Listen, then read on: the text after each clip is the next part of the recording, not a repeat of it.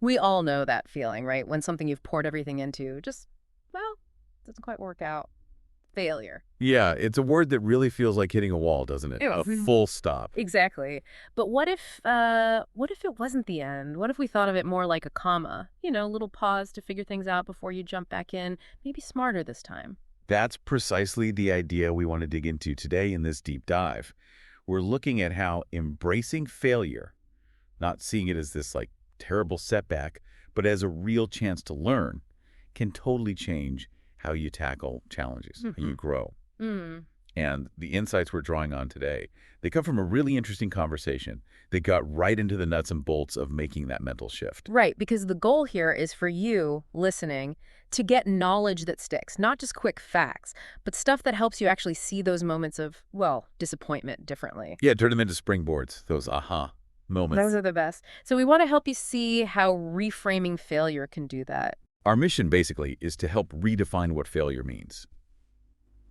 Let's try to move past that gut reaction Yeah. that it's, some kind of judgment on you. Yeah, like you personally failed. Right. And instead, see it as just a necessary step, a crucial part of getting where you want to go, both in your goals and, like, your own personal development. Okay, so let's dive in. That immediate reaction to failure, what is it? For most people, it's probably not jumping for joy. Definitely not. There's that fear, maybe wanting to hide it or feeling just plain Oh, embarrassed. absolutely. Yeah. That's super common. It's just this human thing. And the conversation we looked at really highlights this, that feeling like you've wasted time, energy, passion, Yeah.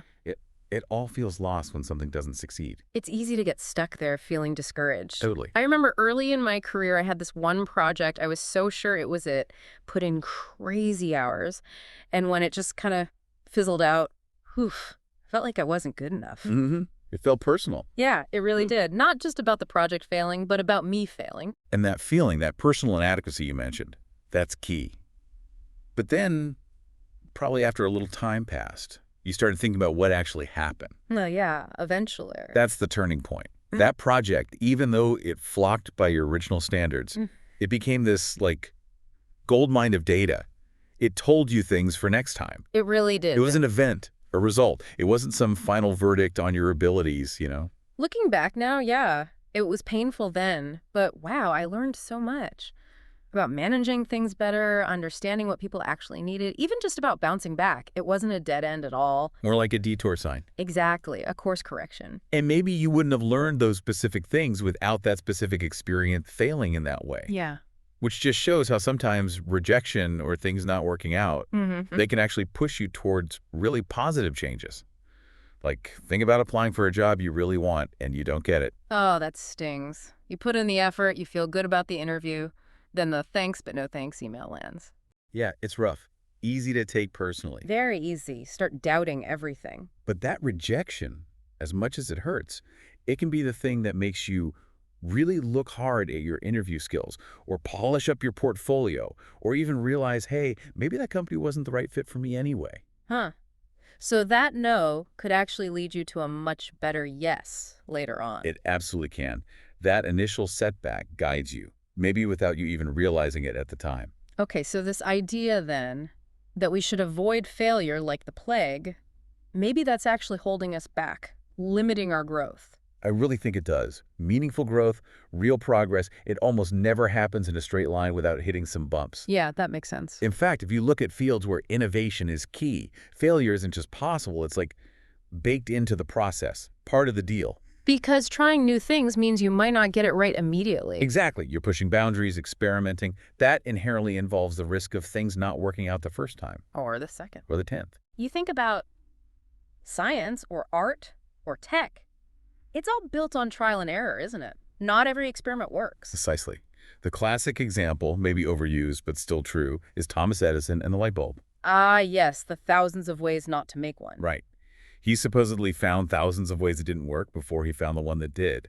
Each failure wasn't wasted effort. It was information. It guided him. So instead of seeing it as hitting a wall, we should see failure more like feedback, like a diagnostic report. That's a great way to put it, a diagnostic tool. The trick is shifting how we react inside, instead of shame or getting defensive. Which is hard. It is hard, Mm. but if we can learn to approach it with curiosity instead, Just asking, okay, what can I learn here? That's a huge first step. It really does flip the script. Mhm. Moves you from feeling blamed to feeling like an investigator. Yes. And doing that again and again, that's how you build resilience.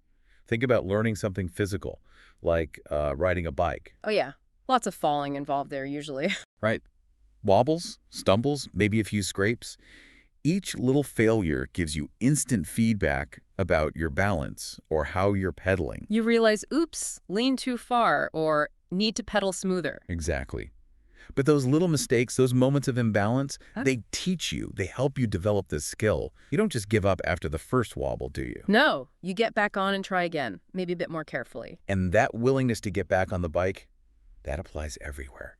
In careers, in learning anything new. That's a really good analogy. And when we really start to accept that, yeah, failure is just part of growing, part of learning, it makes it way less scary to step outside our comfort zone. That fear can be paralyzing, though. It really can.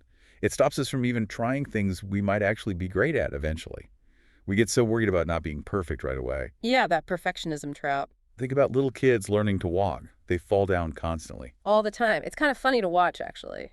It is. Mm. But they don't lie there thinking, wow, I guess I'm just not a walker. Yeah. They don't label themselves failures. No, they just push themselves back up and try again and again. Exactly. That natural persistence, that resilience. Yeah. We have it in us. We just need to tap back into it sometimes. Okay, so this all sounds great in theory, but how do we actually do this? When something goes wrong, what are some practical things, some strategies we can use to actually learn from it? One really crucial thing is reflection. Taking the time to actually think about it. It's tempting to just brush it off and move on or just wallow. Yeah, distract yourself. Right. But instead, take a deliberate step back. Ask yourself some real questions, like what actually happened here?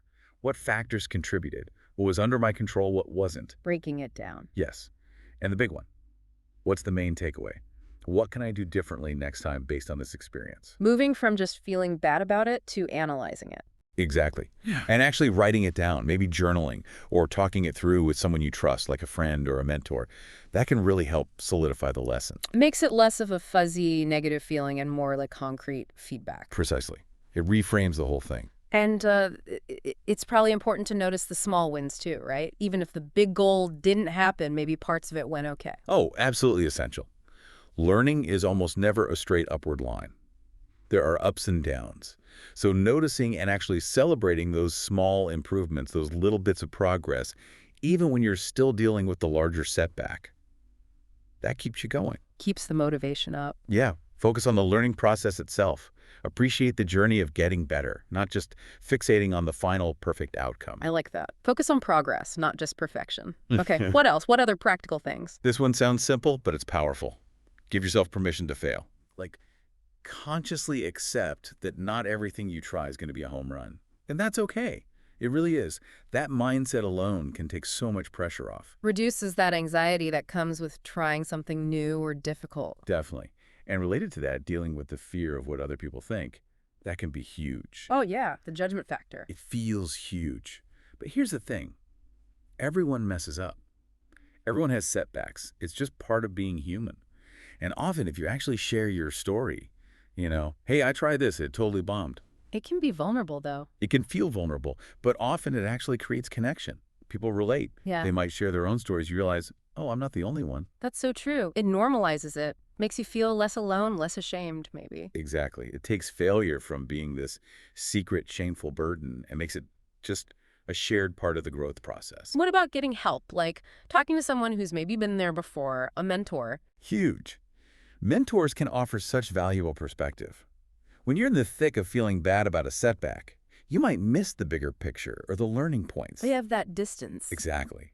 They can help you see patterns, maybe point out blind spots you have, and reframe what feels like a dead end into just, a detour with lessons. And language matters too, doesn't it? How we talk to ourselves about it. Oh, massively. The self-talk is critical. Instead of thinking, I failed, or worse, I am a failure. Which is easy to do. Very easy. Try shifting it. Think, okay, this attempt didn't work out, or I haven't figured this out yet, or I'm still learning how to do this. That feels different. Lighter. It does. It lightens the emotional load and keeps your mind open to trying again, to seeing it as a process, not a verdict. It fosters that continuous improvement mindset. Right. And maybe setting more realistic goals in the first place helps too, like breaking big things down. Yes, absolutely. Sometimes we feel failure more intensely because our initial expectations were just way too high, or we tried to bite off more than we could chew at once. So smaller steps. Smaller, manageable steps. Yeah. Each little step might have its own small challenges, its own mini failures and learning opportunities. That's normal. It Mhm. makes the whole big goal feel less overwhelming. And you get feedback more often along the way. Exactly. Think back to Edison again. He didn't see those thousands of attempts as failures in the negative sense. Each one told him something valuable. Each non-working filament was progress, just in disguise. Progress in disguise. I like that. It really hammers home that failure isn't the opposite of success. It's often like a key ingredient in success. It really is.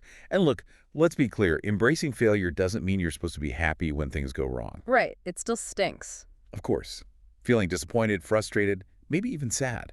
That's totally normal and healthy. You need to allow yourself to feel those things. Don't just suppress it. No, acknowledge the feeling. Process it. The crucial part is not letting those feelings paralyze you. Feel it, learn from it, and then consciously decide to move forward with the new insights. Okay, so if we do this consistently, we reflect, we reframe, we keep trying. What are the long-term payoffs? What does truly embracing failure give us? Well, over time, you build this deep, genuine confidence. Not arrogance, but a solid belief in your ability to handle whatever comes your way. Resilience. Real resilience. You start to trust that you can navigate setbacks, adapt when things go sideways, and pick yourself up again. And that trust, it's incredibly freeing How so? because it reduces that paralyzing fear we talked about.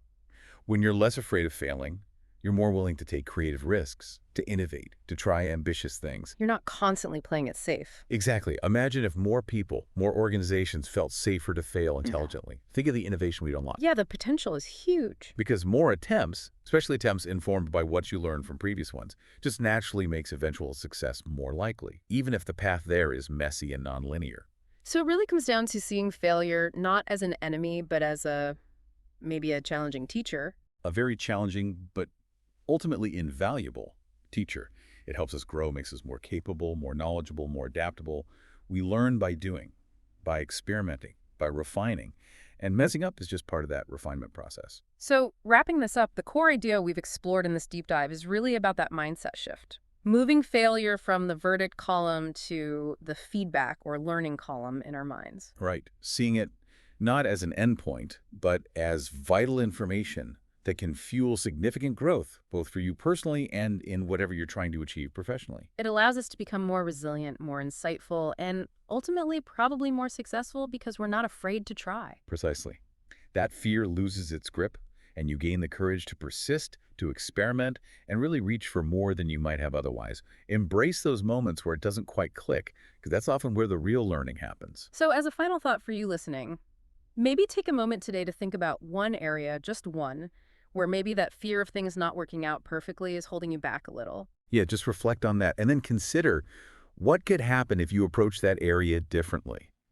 If you decided that any bumps in the road there weren't judgments, but just data, what possibilities might open up if you met those setbacks with curiosity? See your next failure, whenever it happens, not as proof you can't do something, but as valuable intel for your next attempt. Exactly. A stepping stone, not a stop sign. Great stuff to think about. Thanks for joining us for this deep dive. Until next time.